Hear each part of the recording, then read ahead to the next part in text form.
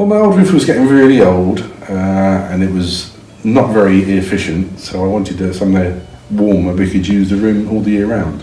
I actually approached about 3 different companies. HeatGuard was the last one, and the one that impressed me the most. And why did HeatGuard impress you the most?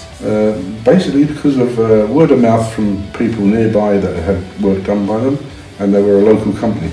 Well, actually, yeah, I mean that's a big part is the after-service support if required. But luckily, we haven't had any problems with them at all. Mike was fantastic. He actually made lots of promises and he kept them all. Yeah. Yes. And the fitters? Fitters, very professional, turned up on time, very polite, very professional what they did.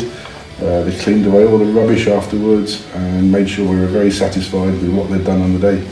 They protected all the interior furnishings while they were doing the work.